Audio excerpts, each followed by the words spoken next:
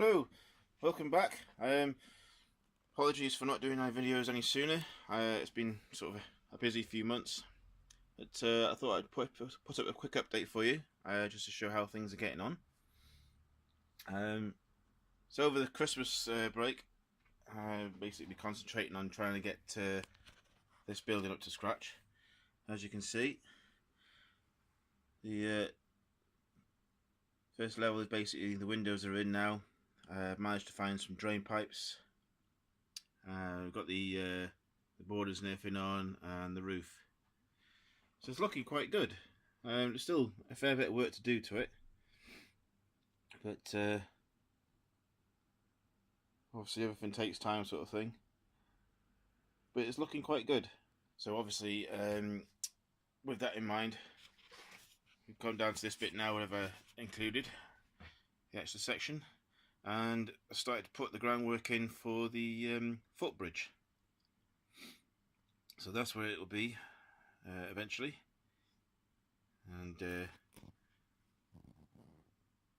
yeah, not too bad. I mean, it's made out of balsa wood, so it's very, very light. And as a consequence of that, it's very easy to damage or to sort of cut things where you don't want to cut them. So just got to take a bit of time with that sort of stuff. Trying to make it as light as possible without using any sort of harder materials. You can use plastic, most people do, sort of thing. The trouble I find is that the plastic kits that you get, the strips of plastic and everything else, they do add up at the end of the day.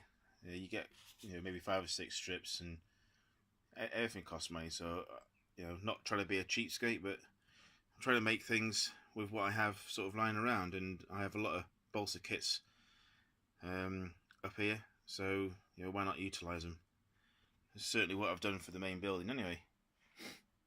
That's just a mixture of it's cardboard, a bit of balsa. These things here, they're obviously plastic, but it just finishes it off, makes it look quite nice. So the windows are pretty much in. I haven't put any of the clear plastic glass sort of thing on it yet at the moment, because I still need to wire it up and position the lights, etc., for when we start getting this all electrified. But hopefully it looks okay for you. As with everything, it all takes time. So you start on one little thing, and before you know it, you're a couple of weeks down the road, and if you're only putting in a couple of hours a week as it is, it does take extra time. So obviously with that, we've moved on. I've got now the basis for platform 1 in, and with the security rails and everything put in place.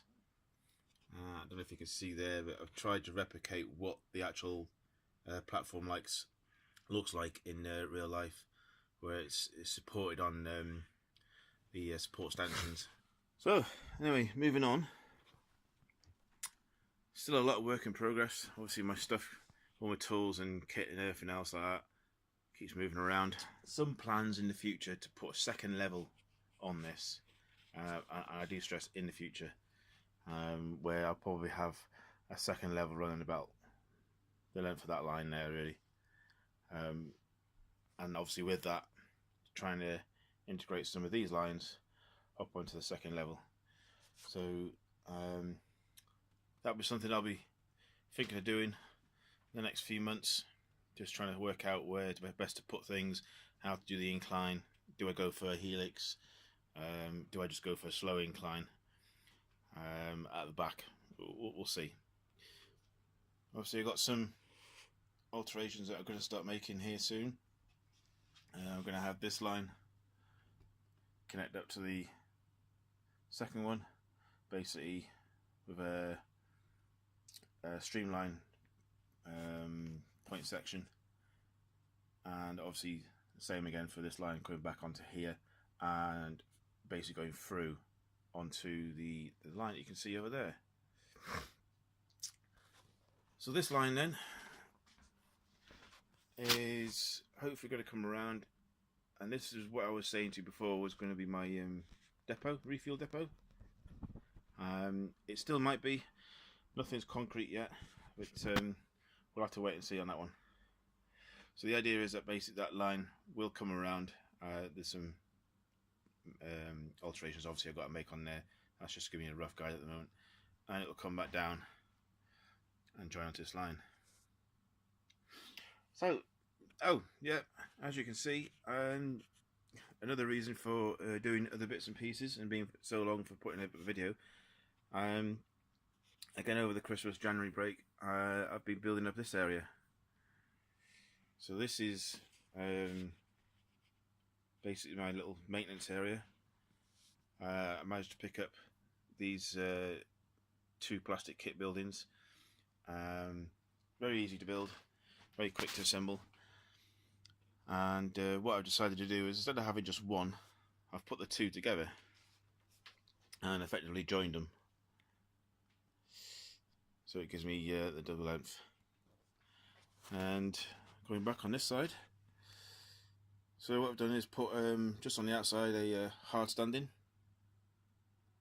which is basically formed from matchsticks, which I've put in as a physical line. There's 2 layers on there, and then basically filled it all in with watered down polyfiller, and progressed putting the point motors in, the points, and that goes up to there. So it's a little bit of improvement. Put some old style walkways across down on here. They need to be just sanded down, tidied up, and painted, weathered, etc. But essentially, the plan is that that freeway point I had installed quite a while ago obviously gives us 2 runs off.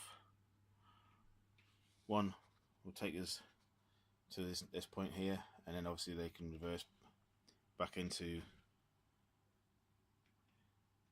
the maintenance area, maintenance yard. Okay, so looking back then, obviously nothing else has really changed. We've still got the rear 2 tracks at the back that go all the way around, and then slowly incline comes back down. This bit here, I put up obviously around Christmas time. I think it was in the last video. Fairly happy with it. I've lowered the roof slightly, so it's a little bit lower than what it was. It was up here, and I've lowered it down, and I'm going to put a false front onto like a brick effect style entrance onto there at a later date. But it will form the basis of that second level that I was talking about. So we've got all the board and everything there. It's quite sturdy. And the uprights I've got here, yes, it is just, you know, polystyrene sort of thing, but it has been shored up. I've put a couple of round wooden dowels through each leg position, and I've bolstered it out with covering it with some polyfiller. At the later stage, we'll get that sanded down and start doing like a concrete effect on it. So it should look quite good. So obviously the T&D has its 2 lines going through the maintenance. We've got the 3rd line coming around the back, and ultimately they'll join onto here. These will be the run out tracks, and they'll go down to there. The plan, 1 line will join onto the main, and maybe 2 or 3 will come alongside and go just behind that Turt's bottle as a parking area, park up sidings or whatever we want to call it, sort of thing. Disused area, you know, whatever we want to call it really. But that will have, this area will have an extra few bits of track, and just add to the scenery a little bit. Something you may or may not have noticed a while ago, we put this crossover in,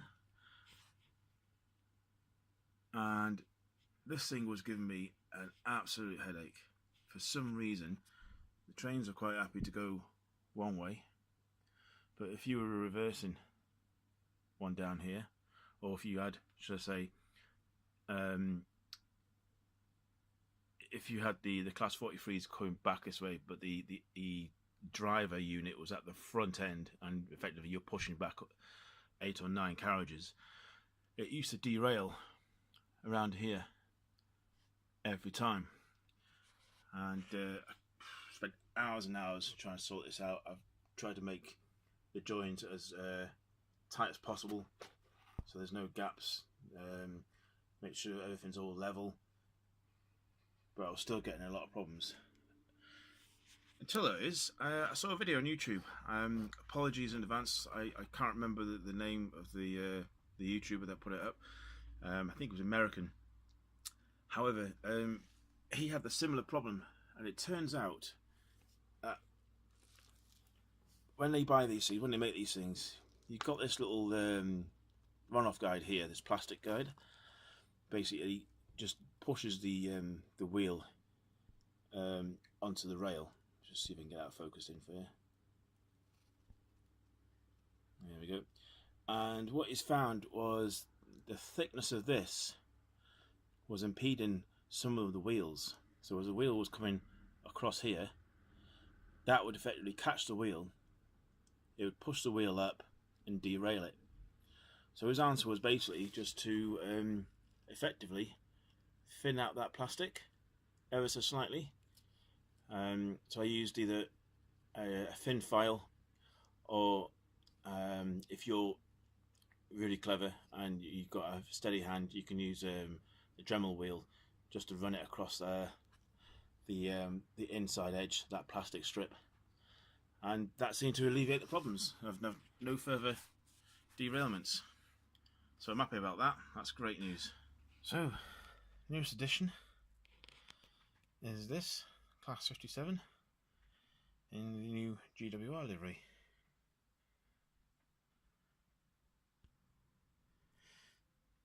So as you can see,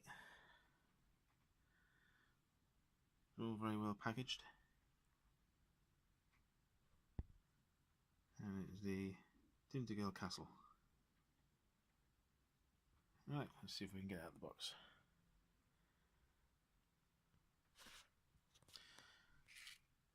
So the pack itself then comes with all the usual bits, pieces, couplers, plough, and a cover of some sort. I'll look at that in a bit. And a copy of these, sort of metal printed GWR livery signage. Showing you that. Okay, so the usual thing is obviously you get the standard maintenance sheets. This is all good. And onto the thing itself. Take those off.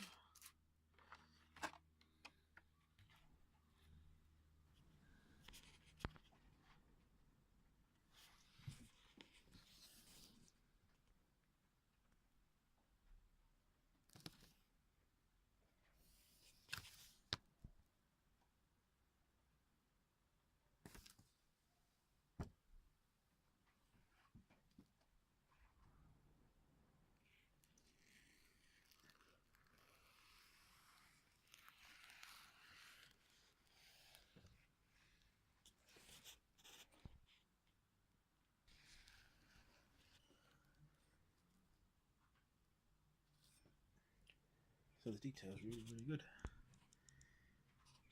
You can see in here they put extra bit of detail in the roof.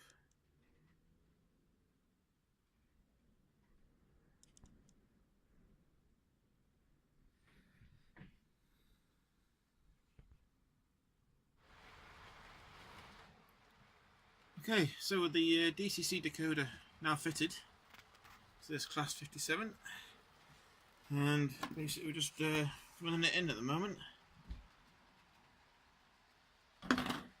just so we don't put too much hassle on it or stress or anything like that. So put it on a low speed, taking some carriages with it. I'll run this for about half hour or so, and then change direction on it, and then move it else, and then bring it back the other way.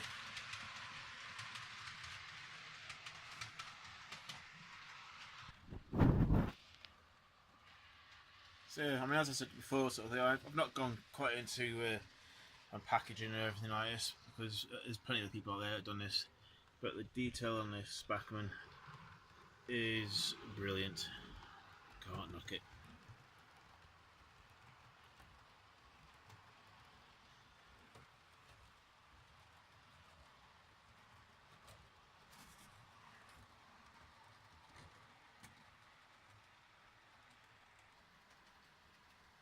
So I've had this running for about half hour now.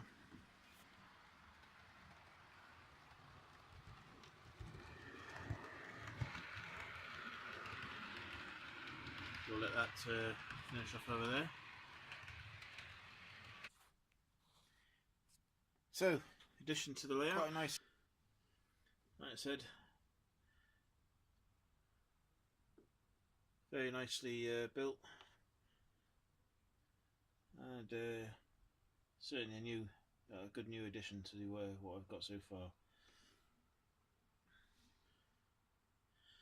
And there's obviously the old first grade Western liveried one that I bought last year on eBay, and then gradually over the months added in the extra carriages and tried to get them in sequence as well. So as you can see from, I think you can see from there if I just zoom it a bit, that's D, C, and then B, and that's what I've been doing with these as well. Basically just keeping an eye on eBay, and whenever they come up, just buy one.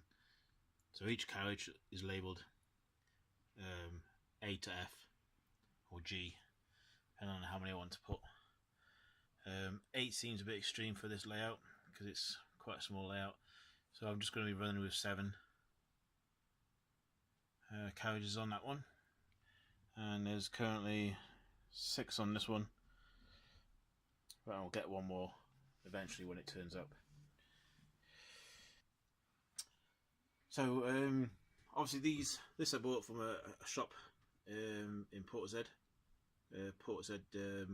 Models, and it was a new on their shelf, so I thought, yeah, why not, let's get it.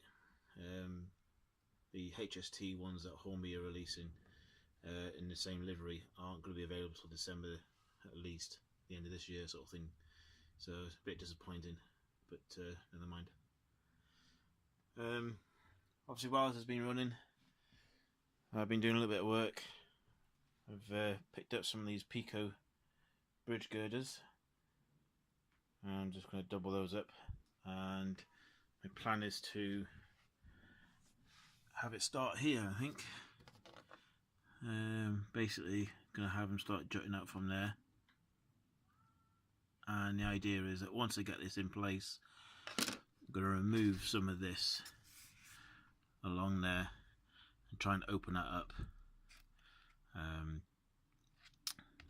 We'll sort that out at a later stage.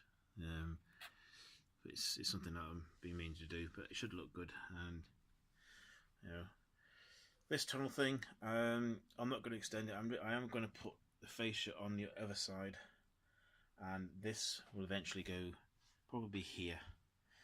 If I see if I can do like a test fit just to show you guys. So eventually that'll go there. It'll sit quite nicely, and providing it when it opens it doesn't catch the foil tube behind, then it should be okay. And obviously, like I said, I'll put the other one on there, and as the train comes out of this tunnel, it'll go onto a girded bridge system along there for a bit. So also, I showed you this earlier on. What I've done, I've just sanded this down. This is just normal polyfiller. With to get the lines, there's 2 levels of matchsticks glued together on this side, and then just filled in with the polyfiller, allowed to dry. I've done an old sort of wooden walkway there.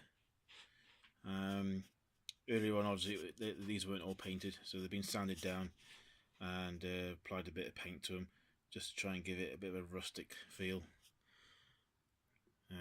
more weathering will happen at a later stage, as I haven't got the air compressor anymore. I've had to give that back to my colleague. But my plan is to get one, and then I can obviously do a bit more weathering effects.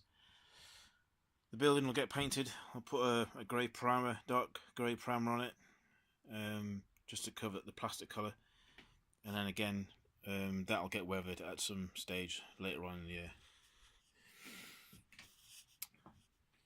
So, like I said before, this is still under construction. I'm hoping to try and keep the fuel depot lines there, with maybe the outside line going around, and the idea is, as you can see from here, is that it will come onto this bit, and what I'm planning on doing, if you can see this panel, this is going to be basically a middle island, where I'm going to create like a TMD area, just to sort of try and hold some of the rakes that I've got. I'm going to try and do it as a split level, so there will be maintenance sheds probably on this side, but I'm going to put them at a slightly higher level, only about 2 inches, something like that, and then the lower level will have various amount of lines coming in for the TMD sort of thing. So that's that area that I'm going to be progressing on next. Apologies if the phone's a bit doolally on the angles, but that will be a new TMD area with the 2, possibly maybe even 3 lines coming into this. So there we go. Like I said earlier on, there is an idea of putting a second level into all this.